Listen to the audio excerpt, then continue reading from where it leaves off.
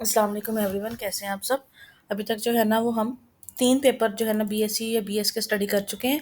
तो आज हम पढ़ने जा रहे हैं मॉडर्न फिजिक्स।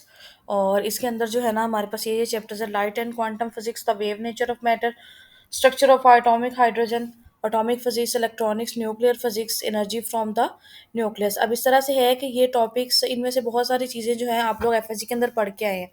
लेकिन जैसे कल हमने पेपर सी के अंदर पढ़ा था, इसी तरह से पेपर डी के अंदर भी जो है वो एक्सटेंशन दी हुई है एफएससी के कंसेप्ट्स की। तो आप लोगों ने इसको भी बहुत अच्छे से तैयार करना है।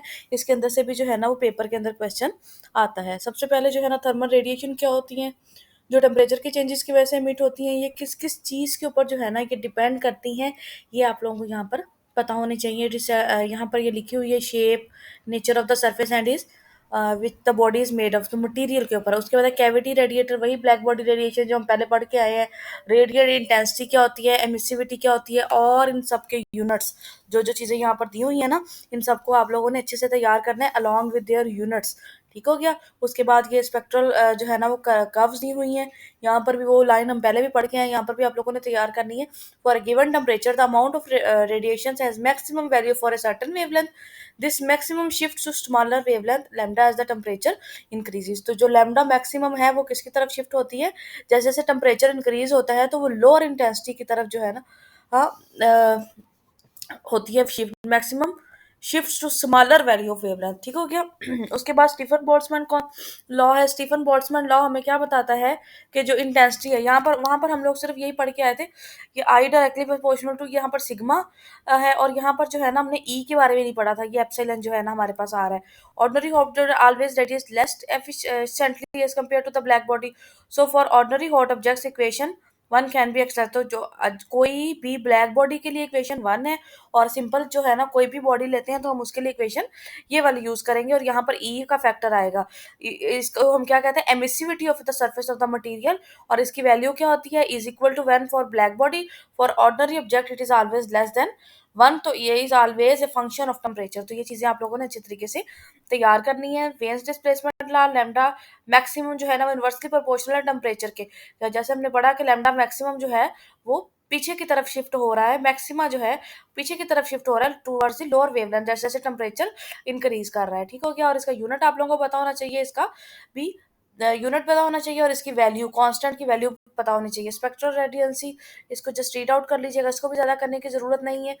अच्छा, उसके बाद रेले जीन फार्मूला का जो है इसका भी ये फाइनल रिलेशन, और इस पे जो है ना आर लैम्डा रेडियंसी जो है वो लैम्डा 4 के इन्वर्सली प्रोपोर्शनल है। तो ये लैम्डा 4 के चेंज होने से ये किस तरह से फर्क पड़ता है। उसके बाद है जो वेन्स डिस्प्लेसमेंट लॉ है, ये लोअर वेवलेंथ के लिए वैलिड है, और रेले जीन फार्मूला है ये हायर वेवलेंथ के लिए वैलिड है। इसी तरह से ये भी आप लोगों ने देख लेना है, बस ज़्यादा नहीं करना है इसको। उसके बाद मैक्स प्लैंक्स रेडिएशन लॉ, वही जो हम पहले पढ़ के आए हैं, is equal to h f is equal to n h f. और इसकी जो एक्सटेंशन है इसको भी करने की ज़्यादा ज़रूरत नहीं है, सारा मैथमेटिकल है। उसके बाद करस्पॉन्डेंस प्रिंसिपल की जो है ना स्टेटमेंट आप लोगों ने अच्छी तरीके से तैयार करनी है, और आप लोगों को पता होना चाहिए कि ये स्टेटमेंट किस चीज़ की है। तो ये भी पेपर में पूछी जा सकती है। ठीक है, इसको भी अच्छे से रीड कर लेना है। ये भी क्वांटास के बारे में एक्सप्लेन किया हुआ है। नेक्स्ट फोटोइलेक्ट्रिक इफेक्ट है, वही जो आप लोग पहले पढ़ के आए हैं, और इसमें से कुछ भी करने की ज़रूरत नहीं है अगर आप लोगों ने पहले वाला अच्छे से किया हुआ है। और उसके बाद है आइंस्टाइन का जो है टाइम डिले प्रॉब्लम, ये भी मेरा ख्याल है वहाँ पे हम लोग पढ़ चुके हैं, इसलिए इसको भी बस रीड आउट कर लीजिएगा ताकि आप लोगों की रिवीजन भी एफएससी के साथ साथ होती जाए। सेम इसी तरह से कॉम्पटन इफेक्ट है, कॉम्पटन इफेक्ट को भी एक दफ़ा रीड आउट कर लीजिएगा। फ्रीक्वेंसी और वेवलेंथ के हवाले से जो है ना इनकी वैल्यू आप लोगों को पता होनी चाहिए। अच्छा, यहाँ पर जो है डेल्टा लैम्डा की वैल्यू दी हुई है H/m0c।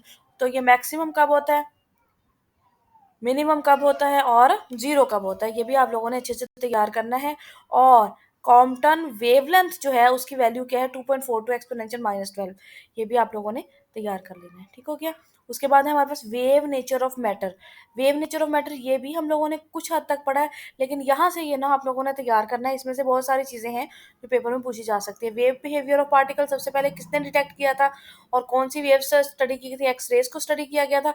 जो पीछे वाले चैप्टर के अंदर हम पढ़ के आए हैं वो सारा पार्टिकल नेचर था, और यहाँ पर जो है ना वो वेव नेचर हमने स्टडी करनी है। डबल स्लिट एक्सपेरिमेंट है, डी ब्रोगली वेवलेंथ क्या होती है ये भी हमने पहले ड्राइव कर ली है, p is equal to h over lambda. आप लोगों को डिपेंडेंस पता होनी चाहिए कि अगर लैम्डा को इधर ले जाते हैं तो एम वी नीचे आ जाएगा, देखिए जैसे एच ओवर एम वी। तो ये आप लोगों को वी की वेरिएशन लैम्डा के साथ, और ये सारी चीज़ें आप लोगों को पता होनी चाहिए। और Planck's constant is very small in of the 10⁻⁻34। इस वजह से जो है ना वो वेव बिहेवियर डोमिनेंट होता है स्मॉल पार्टिकल्स के लिए, लार्ज पार्टिकल के नहीं होता। ये रीजन भी आप लोगों को पता होना चाहिए। डेविसन जर्मर एक्सपेरिमेंट ने क्यों किया गया था और किस चीज़ की कंफर्मेशन थी, ठीक है। और ये हम लोग पहले भी पढ़ के हैं, ये भी आप लोगों ने रीड कर लेना है ताकि आप लोगों की रिवीजन हो जाए। जीपी थॉमसन एक्सपेरिमेंट भी हमने किया है। अच्छा जी, उसके बाद लोकलाइजेशन भी आप लोगों ने नहीं करनी। अनसर्टेनिटी ये भी इसको छोड़ दीजिएगा, लेकिन आप लोगों को पता होना चाहिए बस कि ये बराबर किसके होती है, H/2 पाई के बराबर होती है। ये इक्वेशन पेपर में भी आई हुई थी, पेपर के अंदर भी पूछी गई थी, सॉरी ये वाली पूछी गई थी, delta b delta y is equal to h, या H/2 पाई, ठीक हो गया। उसके बाद वेव फंक्शन क्या होता है। वेव फंक्शन जो स्टेट्स को बताता है, इसकी डेफिनेशन आप लोगों ने यहाँ से अच्छे से तैयार कर लेनी है। वेव फंक्शन क्या होता है, ठीक हो गया। उसके बाद आ जाता है जी हमारे पास प्रोबेबिलिटी। प्रोबेबिलिटी किसके बराबर होती है, p(x) साइन नॉट के स्केयर, मतलब वेव फंक्शन का जो स्केयर है किसी भी रेंज के अंदर, वो क्या कहलाता है, प्रोबेबिलिटी। और प्रोबेबिलिटी हमें क्या बताती है कि माइनस इन्फिनिटी से किसी भी स्पेस के अंदर, माइनस या स्पेस के अंदर किसी भी जगह पे पार्टिकल की पाए जाने की प्रोबेबिलिटी या लोकेशन हम फाइंड आउट कर सकते हैं। देखें, ability to pin down the location of a free particle in a complete according with the Heisenberg uncertainty principle, ठीक हो गया। उसके बाद है अन श्रोडिंगर वेव इक्वेशन। अच्छा जी, श्रोडिंगर वेव इक्वेशन में आप लोगों ने ये जो फाइनल इसकी इक्वेशन आती है ना श्रोडिंगर वेव इक्वेशन की, ये आप लोगों को पता होना चाहिए। This is the Schrodinger fundamental wave equation और Schrodinger time dependent independent wave equation. इसमें टाइम की वैल्यू इन्वॉल्व नहीं है, तो ये टाइम इंडिपेंडेंट है। और इसके अंदर जो है ना ये दो डेरिवेटिव इन्वॉल्व हो रहे हैं, इसका मतलब है it is a second order differential equation. क्या है ये, सेकंड ऑर्डर डिफरेंशियल इक्वेशन। के यहाँ पर मैं लिख देती हूँ, ये पेपर में आई थिंक सो किसी में पूछा गया है। सेकंड ऑर्डर, मैं दोबारा इसको इधर से लिखते हैं।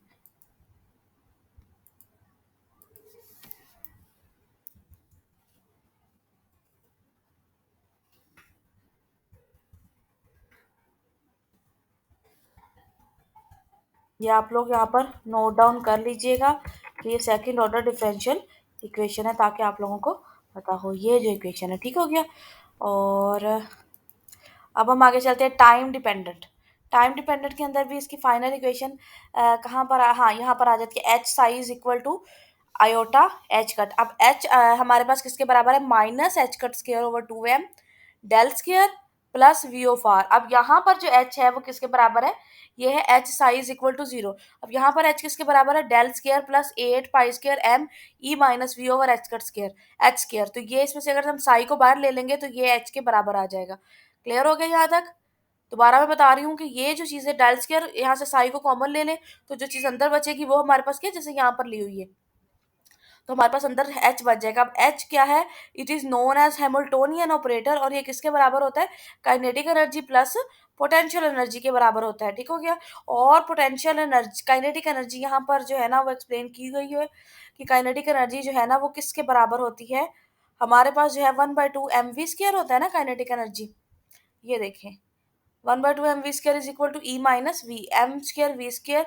तो M square V square is equal to 2m v minus E. तो यहाँ पर ये इस तरह से निकाली गई है।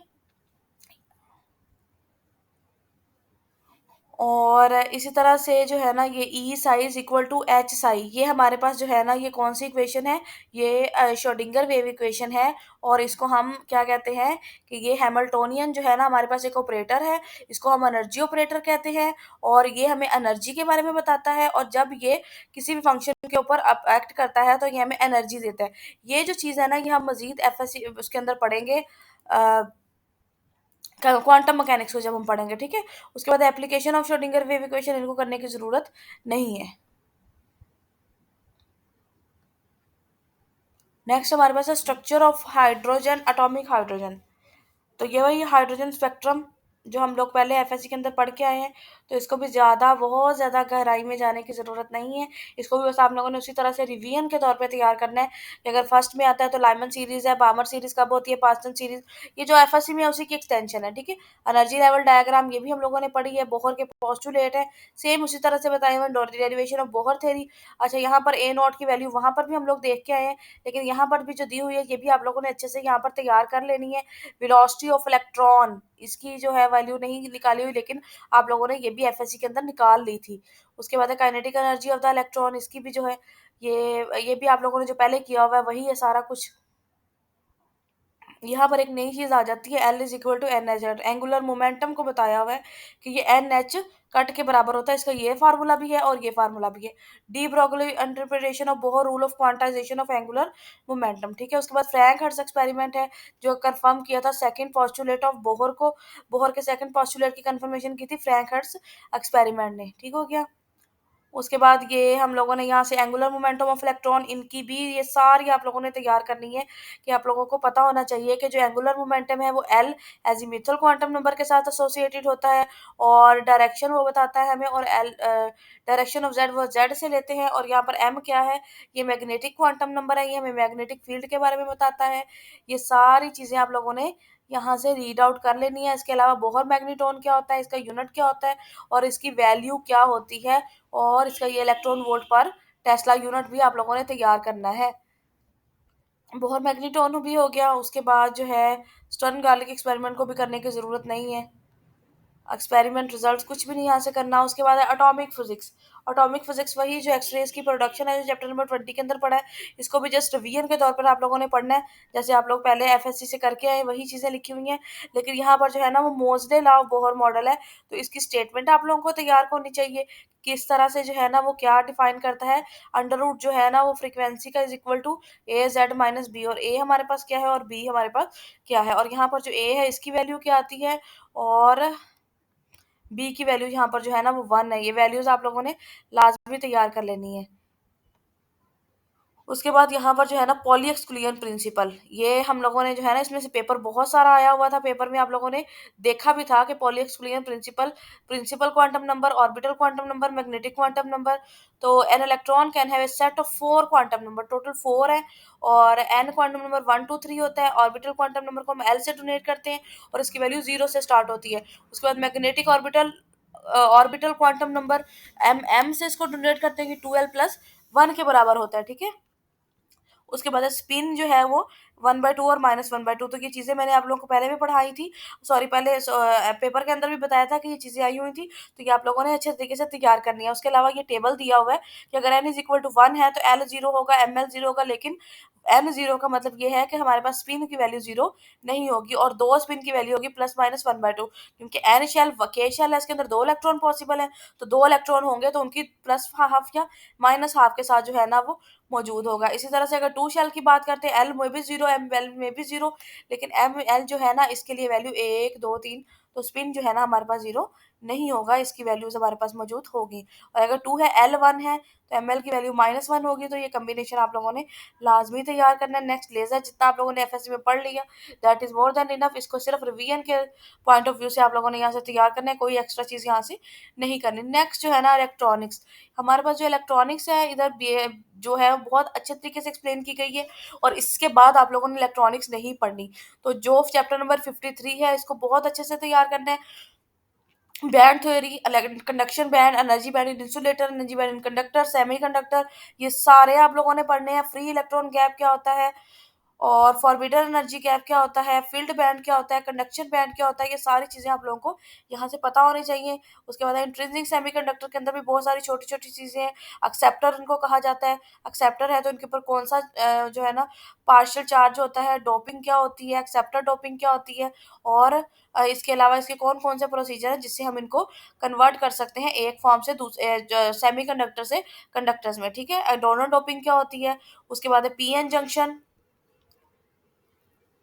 पीएन जंक्शन में यहाँ पर आपको वैल्यूज पता होनी चाहिए, और width of the depletion region पता होना चाहिए कि फॉरवर्ड बाइस और रिवर्स बाइस के अंदर कितना कितना होता है। ये forward biasing and reverse biasing, characteristic diode, PN junction, ये अच्छा ये चीजें थी जो मैंने आप लोगों को कहा था कि हम आगे जाके पढ़ेंगे। तो आई एम की value V M over R होती है, आई डी सी की वैल्यू होती है, और यहाँ पर जो है ना एंड पे वैल्यू दी हुई है, पीक इनवर्स वोल्टेज की वैल्यू वी एम से होती है और अंडर 2m के साथ इसको डोनेट करते हैं, और V D C 0.45 V R M S के बराबर होती है।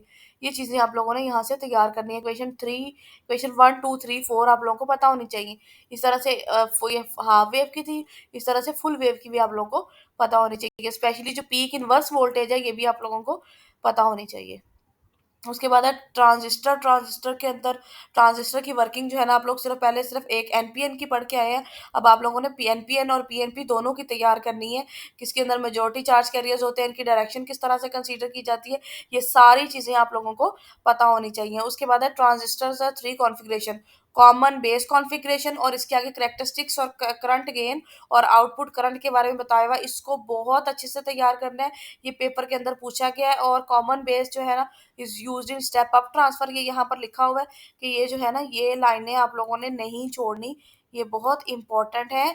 मैं बार बार बता रही हूँ कि जो ये ट्रांजिस्टर की करेक्टरिस्टिक्स है, इसकी जो यूजेस, इसकी करंट गेन वैल्यू हाई होती है या लो होती है, इसकी इनपुट रेजिस्टेंस कितनी होती है, आउटपुट रेजिस्टेंस कितनी होती है, ये सारी चीज़ें इसके अंदर से आप लोगों ने तैयार करनी है तीनों कॉन्फ़िगरेशंस की। और बीटा और अल्फा के दरमियान रिलेशन भी पता होना चाहिए। कॉमन कलेक्टर कॉन्फ़िगरेशन आ गई है, यहाँ पर इसकी जो है ना वो voltage gain, current gain, power gain, input resistance and output resistance, ये टेबल सारों को समराइज किया हुआ है, या भी आप लोगों ने तैयार कर लेना है। ठीक है, input output characteristics just read out कर लीजिएगा। अच्छा, लोड लाइन है, इसके ऊपर इंटरसेप्ट्स का आपको पता होना चाहिए कि द ट्रांजिस्टर का जो कट ऑफ रीजन है इसके ऊपर आई भी जीरो होता है और आई सी भी जीरो होता है, और वी सी ई जहाँ पर जो है ना ये जो लाइन्स है ना, ये लोड लाइन के हवाले से कट ऑफ रीजन के लिए और जो है ना सैचुरेशन के लिए दो रीजन है, एक सैचुरेशन रीजन है और एक कट ऑफ रीजन है। ये हमने कट ऑफ रीजन के लिए किया है। और नीचे जाके मैं अभी आपको बताती हूँ, ये जो है आईसी, ये जो है ना ये देता है हमें सैचुरेशन रीजन, ये यहाँ पर लिखा हुआ है पिछली पेज के ऊपर, तो ये भी आप लोगों ने तैयार करना है। उसके बाद common emitter amplifier just read out करना है और इसके यूजेस आपको पता होने चाहिए। और इसके अंदर फेज शिफ्ट आता है 180 का। उसके बाद और 2 पोर्ट नेटवर्क, इसको करने की ज़रूरत नहीं है। एच पैरामीटर को भी करने की ज़रूरत नहीं है। हाँ, एच पैरामीटर के अंदर नहीं, बस रहने दें, इसको छोड़ दें। 2 पोर्ट नेटवर्क के बारे में से आपको ये पता होना चाहिए कि 2 इनपुट और 2 आउटपुट होती हैं। अच्छा, उसके बाद फीडबैक सर्किट जो है ना ये आप लोगों को पता होना चाहिए, फीडबैक क्या होती है और पॉजिटिव फीडबैक और नेगेटिव फीडबैक में क्या फ़र्क है। अच्छा, और जो आरसी ऑसिलेटर है ये कितना जो है ना, यहाँ पर जो है ना इसके अंदर टोटल फेज शिफ्ट कितना होता है, ये आप लोगों ने जो है ना वो लाजमी तैयार करना है कि 360 या 0 का होता है। यहाँ पर क्योंकि एक आरसी जो है वो हमें कितना फेज शिफ्ट देता है, एक आरसी जो है वो हमें देगा 60 का, 2 आरसी देंगे 120 का, और 3 आरसी 180 का। और आगे कॉमन एमिटर एम्पलीफायर लगा हुआ है, और कॉमन एमिटर एम्पलीफायर की ये प्रॉपर्टी है कि वो 180 का फेज शिफ्ट देता है। ये पेपर के अंदर बहुत इंपॉर्टेंट क्वेश्चन है। उसके बाद मल्टी वाइब्रेटर्स भी इंपॉर्टेंट है। मल्टी वाइब्रेटर्स के हवाले से भी क्वेश्चन आया हुआ था। ए स्टेबल और फ्री रनिंग मल्टी वाइब्रेटर कौन सा होता है, किसके अंदर जो है ना वो आउटपुट कैसी होती है, और इनपुट और आउटपुट का फर्क, और इसके अलावा कितने ट्रांजिस्टर यूज होते हैं, एक टाइम में कितने ट्रांजिस्टर ओपन होते हैं। जैसे ए स्टेबल के अंदर 2 आरसी इस्तेमाल की जा रही हैं और 4 रजिस्टर हैं। ठीक है, उसके बाद जो है ना वन शूट और मोनोस्टेबल है, इसके अंदर एक आरसी है और जो दूसरे आरसी के अंदर हमने जो है ना इसको चेंज कर दिया। और इसको भी आप लोगों को पता है, बाई स्टेबल है, ये फ्लिप फ्लॉप इसको भी कहते हैं। ये कहाँ कहाँ पर इनके यूजेस हैं, इनका ऑपरेशन भी आप लोगों को पता होनी चाहिए। और किसमें भी है जो trigger pulse base of the transistor को कपलिंग कैपेसिटर के जरिए अप्लाई की जाती है, और किसमें ये जो कपलिंग कैपेसिटर है, सी है। ठीक है, जो TR1 एक टाइम पे एक ट्रांजिस्टर ऑन होता है तो दूसरा ऑफ होता है, दूसरा ऑन होता है तो एक ऑन होता है। ठीक है, उसके अलावा it can be switched from one stable to quasi stable state, और इसका है जो 2 स्टेबल स्टेट्स होती है इसमें। और इसके अंदर क्या है, द स्टेबल ए स्टेबल और free running multivibrator continuously switches from one state to the and other and back to the first state. In other words, it switches between two limits without application of external signal. तो external signal किसको नहीं चाहिए होता, it is square और rectangular wave oscillator, तो ए stable. ये पहले वाला जो लाइंस है ना ये लाजमी आप लोगों ने तैयार कर लेनी। उसके बाद इसकी फ्रीक्वेंसी भी पता होनी चाहिए जिसकी दी हुई है वो, और इसके यूजेस, सबके यूजेस आप लोगों ने तैयार लाजमी करने हैं। उसके बाद लॉजिक गेट्स हैं, पहले भी आप लोगों ने पढ़े हुए हैं, तो इनको भी आप लोगों ने रिवीजन के पॉइंट ऑफ व्यू से तैयार करना है। ठीक है। अच्छा जी, ये लॉजिक गेट्स आ गए। उसके बाद जो है ना वो न्यूक्लियर फिजिक्स, ये भी जो यहाँ पर दी हुई है बहुत इंपॉर्टेंट है। अगर आप लोग जितनी यहाँ पर दी हुई है यही न्यूक्लियर फिजिक्स कर लेते हैं, तो आपको जो है ना मास्टर्स लेवल की बहुत लंबी लंबी जो न्यूक्लियर फिजिक्स है उसको करने की ज़रूरत पेश नहीं आएगी। तो इसलिए प्लीज़ इसको अच्छे से यहीं से तैयार कर लीजिएगा, ताकि आप लोगों को आगे से करना ना पड़े। सबसे पहले जो है ना वो न्यूक्लियस को डिस्कवरी को देखेंगे कि न्यूक्लियस डिस्कवर किसने किया था, रदरफोर्ड ने किया था। और 1911 के अंदर जो है ना वो उसने प्रिडिक्ट किया था, उसके स्ट्रक्चर के मॉडल के प्लानिटरी मॉडल उसने दिया था। उसके बाद न्यूक्लियर सिमेट्रिक्स सिस्टमैटिक्स क्या है, इसमें मैस नंबर क्या होता है, इसमें एटॉमिक नंबर क्या होता है, आइसोटॉप्स, ये चैप्टर नंबर 21 और ये चैप्टर जो है ना आप लोगों ने अच्छे से करना है। और उसके बाद न्यूक्लियर फोर्सेस क्या होती है, न्यूक्लियर फोर्स के साथ साथ एक और फोर्स एक्ट करती है, कूलम फोर्स, ये लिखी हुई है। कूलम फोर्स और न्यूक्लियर फोर्स के दरमियान जो है ना वो कौन सी फोर्स कब डोमिनेट करती है, और कौन सी फोर्स लॉन्ग रेंज है और कौन सी शॉर्ट रेंज है, ये दोनों चीज़ आप लोग को पता होनी चाहिए। न्यूक्लियर रेडियाई, इसका यूनिट फेम्टोमीटर, एफ जो है ना फर फेम्टोमीटर इसको कहते हैं। और ये 10 पावर -15 के बराबर होता है, और ये किसके बराबर, R is equal to R not A की पावर 1/3। ठीक हो गया।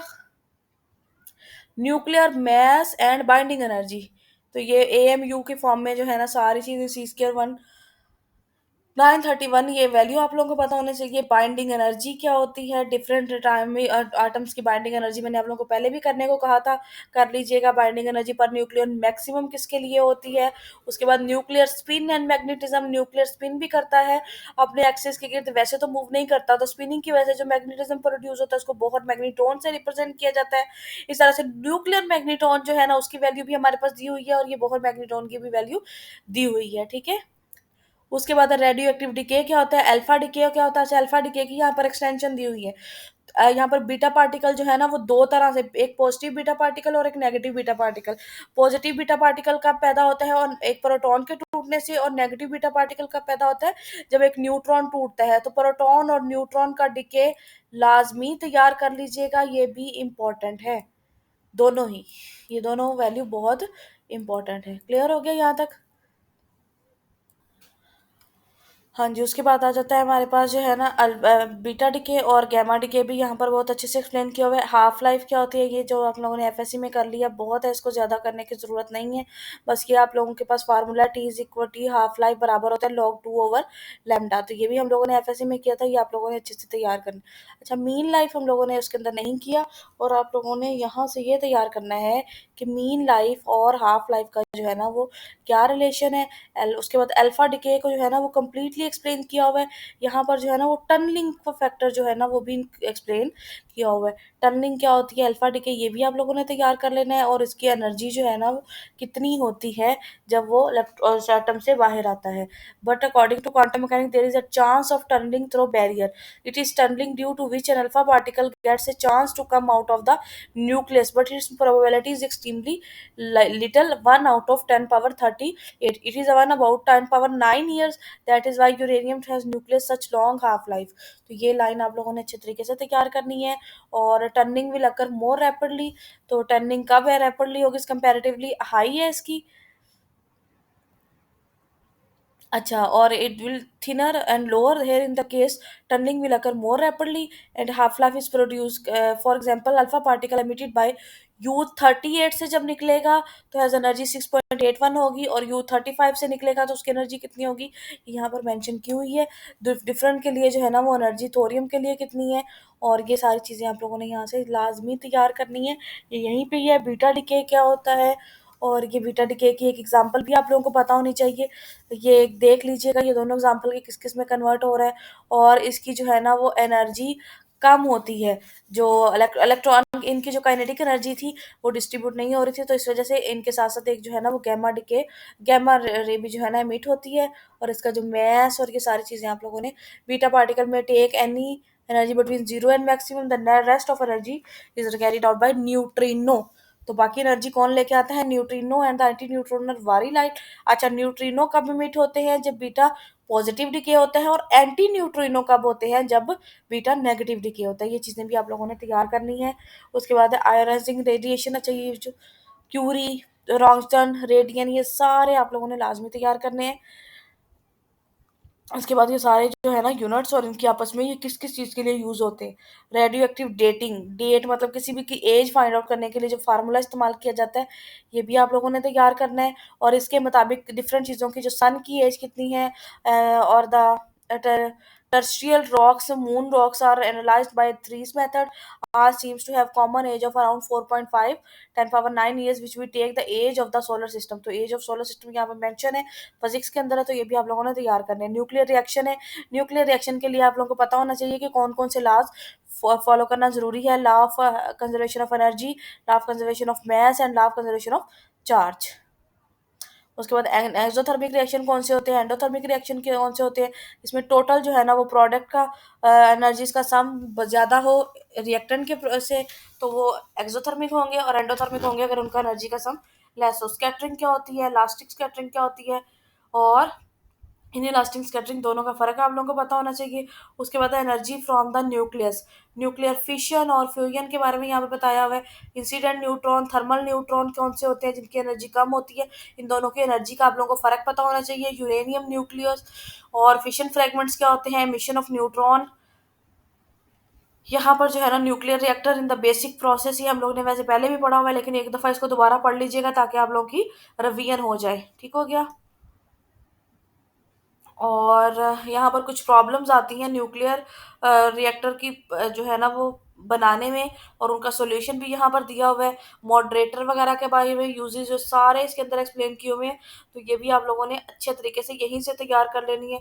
उसके बाद थर्मोन्यूक्लियर फ्यूजन क्या होती है, ये मैंने आप लोगों को उधर एफएससी से बहुत अच्छा करवा दिया था, तो इसको भी रिवीजन के पॉइंट ऑफ व्यू से आप लोगों ने तैयार कर लेना है। ठीक है। अच्छा, यहाँ पर लासन्स जो है ना वो क्राइटेरिया है, ये भी आप लोगों ने तैयार करना है। N multiply by T greater और इक्वल टू, और इसका यूनिट भी आप लोगों को पता होना चाहिए। यहाँ पर जो है ना हमारी मॉडर्न फिजिक्स और बीएससी कंप्लीट हो गई है। अब हम लोगों ने इंशाल्लाह मास्टर्स की स्टडी करनी है, और मास्टर्स की कुछ बुक्स को पढ़ेंगे, ज़्यादा नहीं पढ़ेंगे, जिन जिन में से पेपर में क्वेश्चन आया हुआ है। तो अगर अब आप लोग बीएससी करके कंप्लीट तैयार करने के बाद अगर आप लोग अपना पेपर पास पेपर कोई भी उठा के देखते हो, तो आप 80 के 80 एमसीक्यूज हल करने के काबिल हैं। तो मेरा जहाँ तक ख्याल है कि 80 में से आप लोग जो है ना वो 78 एमसीक्यूज 100% कर सकते हैं। तो प्लीज़ इसको जो है ना एक दफ़ा करके देखिएगा, और कल से इंशाल्लाह जो है ना हम फिजिक्स जो स्टार्ट करेंगे एमएससी के। मेरे पास मैंने बीएससी के बाद एमएससी की थी, लेकिन बीएस के अंदर भी इसी तरतीब से कोर्सेज पढ़ाए जाते हैं। तो आप लोगों ने परेशान नहीं होना कि मैं बीएससी या बीएस का वर्ड जो है ना वो यूज़ करने में आप लोगों को इसमें कोई कन्फ्यूजन नहीं होनी चाहिए। ठीक है। तो अब हम इंशाल्लाह सॉलिड स्टेट फिजिक्स का जो है ना सब्जेक्ट, उसमें से जो इंपॉर्टेंट आने वाले क्वेश्चन है वो स्टडी करेंगे इंशाल्लाह। Thank you so much. अल्लाह हाफिज़।